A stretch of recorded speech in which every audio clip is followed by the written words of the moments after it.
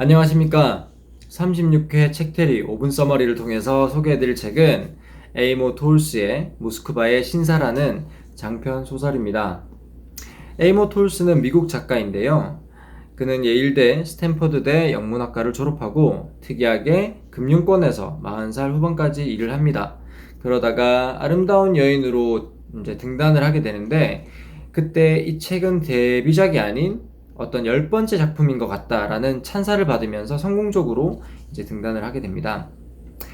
이 책은 2016년에 이제 출간이 되었고, 실제로 뉴욕타임즈에서 58주 연속으로 베스트셀러에 오르기도 했으며 100만 부 이상이 팔렸고, 2017년에는 오바마가 선정한 그리고 추천하는 책으로 우리나라에서도 되게 유명한 책이기도 합니다.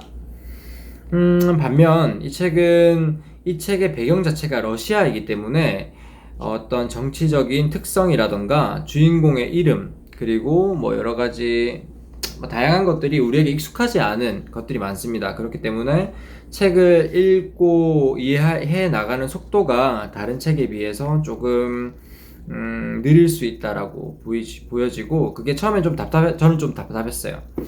그리고 이 책의 작가인 에이모 톨스는 장편 소설 하나를 적기 위해서는 1년의 독서 기간 그리고 4년의 집필 기간이 필요하다고 얘기했는데, 이 책을 읽으면 그 말이 무슨 말인지 이해하게 됩니다. 왜냐면은 너무나도 매 순간 매 장면마다 디테일한 묘사가 따라오기 때문인데요. 그의 특유의 어떤 위트도 포함이 되어 있습니다. 그래서 재미도 느낄 수 있지만 한편으로는 어떤 전개가 느리게 느껴질 수 있다라는 단점도 있다고 생각합니다.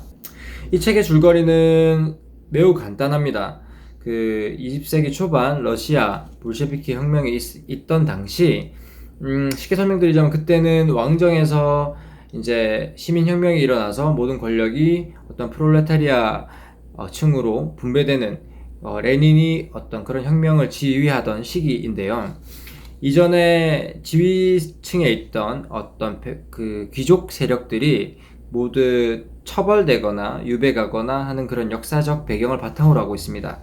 때문에 이 책의 주인공인 로스토프 백작은 어떤 호텔에 죽을 때까지 살아야 하는 그런 연금이 되는 그런 형벌을 받게 됩니다. 우리가 흔히 생각하기로는 자살을 하게 될 것 같고 사람이 미쳐버릴 것 같기도 하지만, 이 백작은 본인의 품위를 잃지 않고 그 호텔에 드나드는 사람, 그리고 호텔에서 일하는 사람과 친해지고 본인의 매력으로 본인을 지지하게 만들게 됩니다. 본인 스스로도 본인의 귀족이라는 지위와 권위의식을 다 버리고 웨이터라는 일을 하면서까지 모든 사람들과 친하게 허울 없이 지내게 됩니다. 실제로 이 책을 읽어보시면 이 주인공의 매력에 빠져들게 되는 것도 이 소설의 하나의 재미이기도 합니다. 이 러시아 사람들의 이름이 너무 어렵기 때문에 보통 책을 많이 읽어보신 분들께서는 안톤 체호프나 어떤 도스토옙스키나 그 다음에 톨스토이 같은 그런 대문호의 책을 읽어도 주인공의 이름이 너무 어려워서 몰입을 하기 어려운 어떤 경험이 다들 있으실 텐데요. 이 책도 마찬가지로 주인공이 워낙 다양하고 이름이 어려워서 실제로 같은 사람이지만 다른 이름으로 이름이 다르게 불려지기 때문에 중간중간 헷갈리기도 합니다.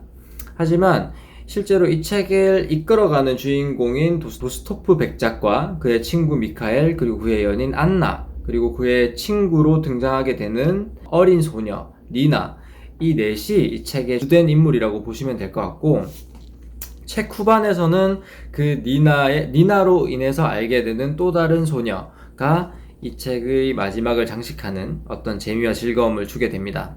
실제로 이 책을 읽으시다 보면은 책의 전개되는 속도가 어떤 일정한 패턴을 가지고 있습니다. 그것은 이 책의 에필로그에 자세히 설명이 되어 있으니 나중에 한번 읽어보시면 무슨 말씀인지 이해가 될 겁니다. 그리고 실제로 좁은 호텔에서 일어나는 이 30년이라는 세월을 이렇게 현미경처럼 들여다보면서 저는 우리가 살고 있는 이 삶도 이렇게 현미경처럼 자세히 들여다보면 매 순간 즐겁고 행복하고 의미 있는 것들이 많을 것 같다라는 어떤 그런 발상의 전환, 시각을 바꿔보는 기회가 되기도 했습니다. 이 책을 읽으시고 나면 러시아의 문화, 그리고 예술, 그리고 정치에 대해서 어느 정도 배경 지식이 생기실지도 모르겠습니다.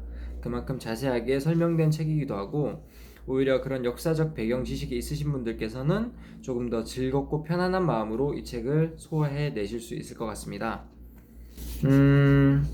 저는 어떻게든 간에 조금은 특별했던 그리고 다른 방식의 이 책을 한번 읽어보는 게 저에게는 좋은 경험이었고, 그리고 러시아의 어떤 특색 있는 소설을 한번 읽어보고 싶으시다면 이 책 모스크바의 신사를 추천드려 봅니다. 감사합니다.